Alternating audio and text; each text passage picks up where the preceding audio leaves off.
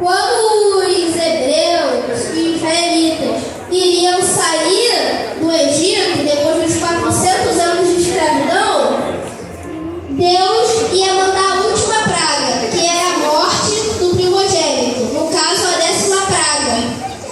Nesse dia seria a Páscoa. Aí Deus fala a Moisés e Arão no Egito. No versículo 2, do capítulo 12 de Êxodo, diz o seguinte: este mês será para vocês o primeiro mês do ano. Aí no 3, diga a todo o povo israelita o seguinte: no dia 10 deste mês, cada pai de família escolherá um carneirinho ou cabrito para sua família, isto é, um animal para cada casa. Se a família for pequena demais para comer o animal inteiro, então o dono da casa e o seu vizinho mais próximo comerão juntos, repartindo de acordo com o número de pessoas e a quantidade que cada um puder comer. O animal será um carneirinho ou cabrito sem defeito, de um ano, ou seja, puro. Glória a Deus. Vocês o guardarão até o dia 14 deste mês. E na tarde desse dia, todo o povo israelita matará os animais. Pegarão um pouco do sangue e passarão nos batentes do lado e de cima das portas das casas onde os animais vão ser comidos. Nessa noite, a carne deverá ser assada na brasa e comida com pão sem fermento e com ervas amargas. A carne não deverá ser comida crua nem cozida. O animal inteiro, incluindo a cabeça, as pernas e os miúdos, que no caso é fígado e outros órgãos, será assado na brasa. Não deixem nada para o dia seguinte e queimem o que sobrar. Aleluia. Então, irmãos, gostaria de fazer umas observações sobre a Páscoa. Páscoa, no hebraico, vem de um termo chamado Tessash, que significa passar por cima. Ou seja, fazendo uma tradução aí, a gente pode concluir que Páscoa significa literalmente Deus passou por cima dos israelitas por misericórdia, que quando os primogênitos iriam morrer, Deus não fez com que nenhum israelita morresse, se estivesse dentro da casa, que o sangue estava lá, nos batentes do lado e de cima da porta. Aleluia! A segunda coisa que eu queria falar é que as ervas amargas deveriam ser comidas para lembrar os 400 anos de escravidão que o povo passou no Egito. Fala sobre isso no livro de Êxodo, capítulo 12, versículo 8. Nessa noite, a carne deverá ser assada na brasa e comida com pão sem fermento e com ervas amargas.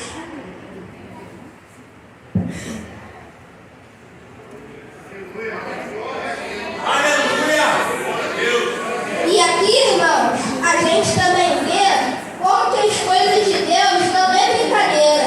Olha como que era específico tudo que eles tinham que fazer, tanta regra. E hoje em dia, nós acabamos fazendo, às vezes, as coisas de qualquer jeito. Eita Deus!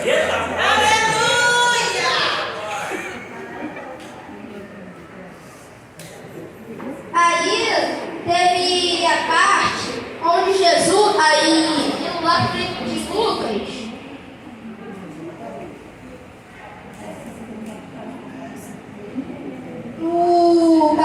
no capítulo 22, no versículo 14, começa a falar, né, que chegou no dia da Páscoa e que Jesus ia ceiar com os seus discípulos. Aí ele fala que aquela ia ser a última Páscoa que ele ia passar com os seus discípulos, porque depois disso ele iria ser crucificado. E diz também que os discípulos é diferente de provação. Provação é no intuito de você ser aprovado naquilo, ou seja, você se tornar mais forte. Tentação é justamente o inverso, para te derrubar. E Jesus também diz que ele ia morrer sendo crucificado por causa de um traidor que estava sentado à mesa com ele, que no caso era Judas. Aí antes disso, Satanás mesmo tinha entrado no corpo de Judas e tinha feito com que ele, isso até os homens que queriam matar Jesus, e tivesse feito um plano, que a pessoa que ele beijasse seria Jesus.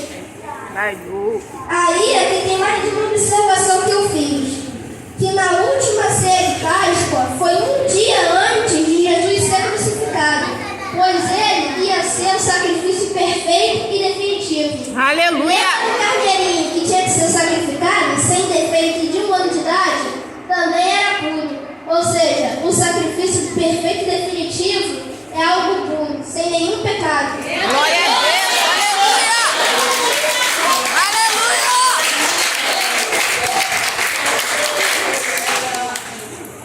Aí nisso que Jesus falou, começou uma discussão dos apóstolos, dos discípulos no caso, que começaram a discutir para saber quem era o mais importante dos discípulos de Jesus. E aí Jesus, vendo aquilo, dá uma aula de humildade para eles. Vai lá e faz uma comparação, pergunta quem é o mais importante, se é o que está sentado à mesa para comer ou se é o que serve. Claro que é o que está sentado à mesa para comer. Aí ele fala que o mais importante deles deveria ser como o menos importante. E diz que Jesus é como que serve. E os discípulos são como os que comem à mesa. Ou seja, Jesus se coloca em menos importante do que os discípulos dele. Uma aula de humildade para aquelas pessoas. Verdade, Jesus. Aí, passado um tempo, umas horas ali, Jesus foi de madrugada, foi no Monte das Oliveiras orar com seus discípulos para abençoar eles no momento da tentação. E Jesus deixou eles em um canto e pediu para eles orarem lá. E se afastou numa distância de 30 metros. E aí começou a orar por eles. Depois, quando ele saiu de lá e voltou, viu os discípulos lá dormindo. Aí deu uma bronca neles. Falou: o que vocês estão fazendo aí dormindo? Levanta logo e ora, para que vocês não sejam atacados brutalmente nessa tentação. É, Jesus. Aí, nessa mesma hora, aparece Judas com um monte de soldados e beija Jesus. Nessa hora, Jesus já sabe qual era o plano e pergunta se era com um beijo que Judas ia lá e trairia o Filho do Homem. Aí Jesus foi preso, uma multidão observando. Aí começaram a zombar de Jesus e tal. E levaram ele até o Conselho Superior. O Conselho Superior decidiu levar ele até Pôncio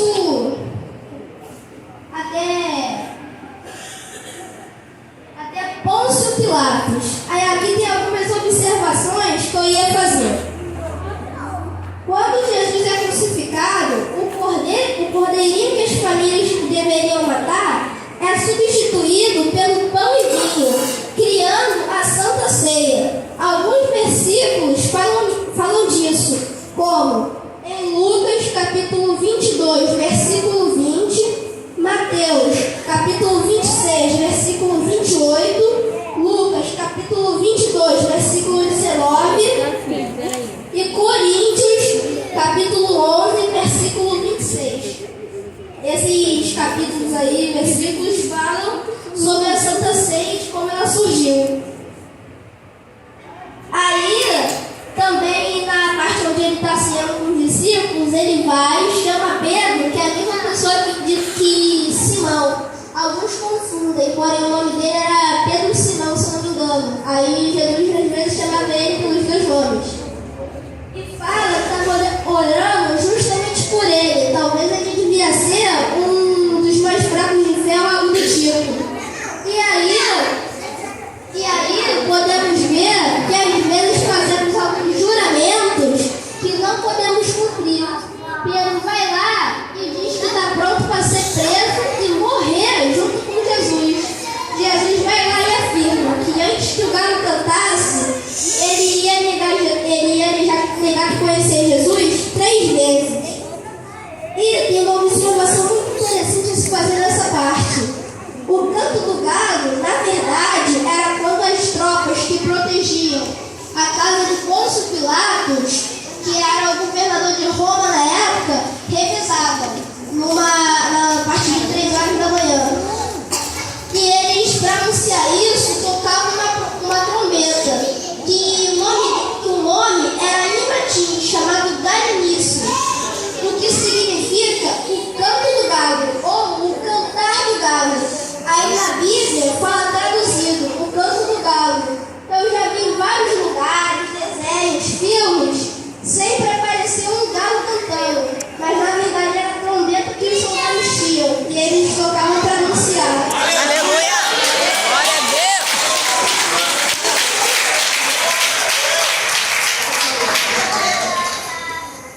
Aí levaram Jesus até Pôncio Pilatos e acusaram ele de causar revolta na cidade e afirmar que era o Messias. Eles acreditavam que não era, porque eles pensavam, o Filho de Deus chegou numa carruagem de fogo, sei que lá. Jesus chega em Jerusalém com um jumentinho, mostrando a sua unidade mais uma vez. Aí, Pôncio Pilatos, o governador de Roma, não vê nenhum motivo para poder incriminar Jesus e mandar ele à morte. E o que ele decide fazer? Mandar Jesus para Herodes, que era o governador de um outro lugar aí que agora deu branco na mente. Aí Herodes, quando viu que Pilatos ia mandar Jesus diante dele, ele ficou muito feliz, porque Jesus tinha uma grande fama lá de fazer vários milagres. E ele queria ver Jesus fazendo um milagre diante dele. Porém, Jesus falou que era eles que estavam dizendo que ele fazia milagres. Aí o Herodes levou isso como? Então tu não faz milagre nenhum. Aí humilhou ele e mandou de volta para Pilatos. Pilatos, de novo, não viu nenhum motivo para incriminar Jesus e mandar ele à morte. E era a época de Páscoa. Nessa época, Pilatos tinha o costume de botar 2 presos. Aí pedia para o povo escolher qual preso ia ser solto. O preso que mais fosse botado iria ser solto, enquanto o outro ia ficar preso lá até a morte, ia ser crucificado e tal. Aí ele fez essa proposta: Jesus ou Barrabás? A multidão inteira que estava lá assistindo gritou: Barrabás, Barrabás. E aí Pôncio Pilatos foi lá, soltou Barrabás e ordenou que Jesus levasse 100 chibatadas e fosse crucificado.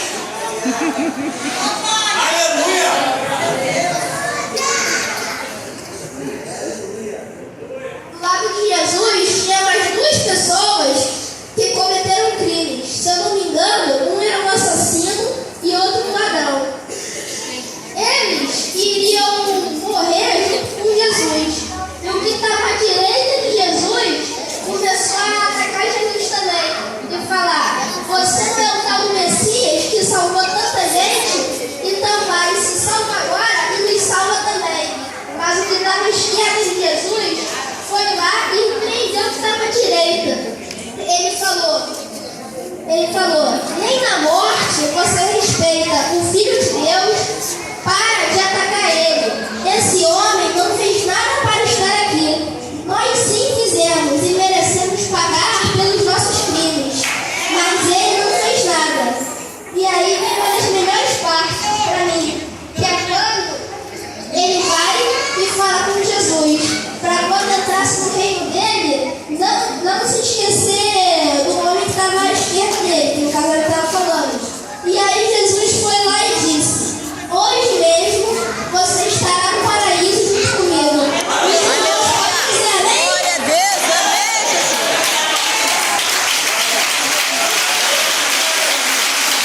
Aleluia.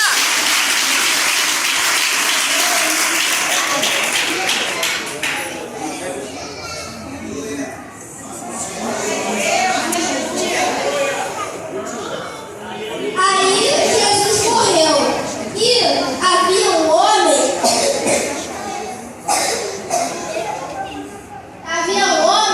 chamado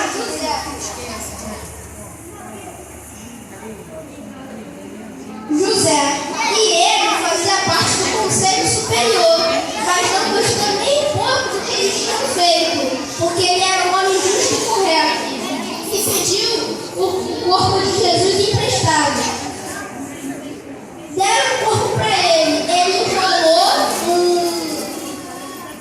num tecido feito de linho e botou num cemitério que ainda não tinha sido usado, que era uma caverna com uma pedra tampando.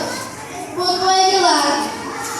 Aí, algumas mulheres, que no caso era Maria Madalena, a mãe de Jesus, a gente vai encontrar já por isso aqui. Glória. Aleluia.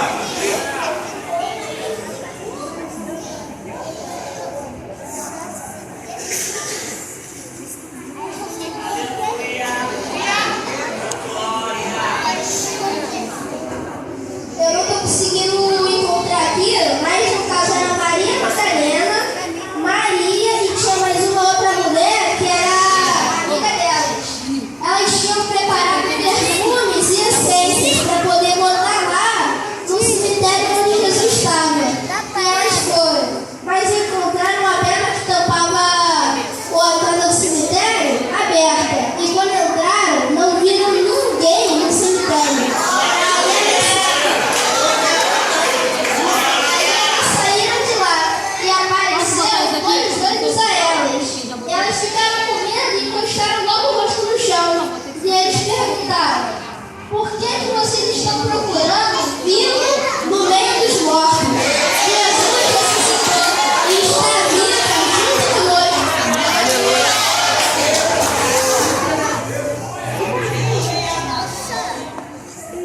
Aí elas ficaram muito felizes e foram direto contar aos discípulos.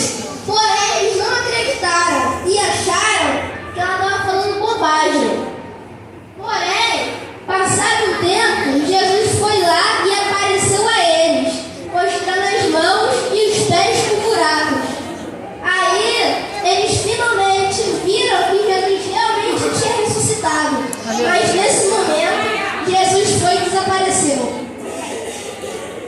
Tem uma observação aqui que eu fiz e achei legal notar. A frase "não temas" é repetida 365 vezes na Bíblia. E a frase "não tenhas medo" é repetida 366. Quer dizer, ao contrário. A frase "não tenhas medo" é repetida 365. E a "não temas" é 366. Ou seja, em qualquer dia do ano, você não precisa ter medo. Até no ano que seja, porque você tem Deus que morreu e ressuscitou no terceiro dia após a morte. Aleluia. Glória a Deus.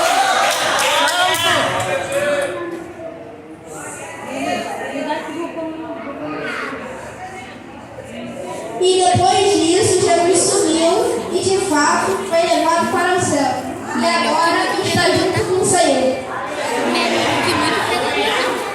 Gostaria de agradecer a minha oportunidade e também agradecer especialmente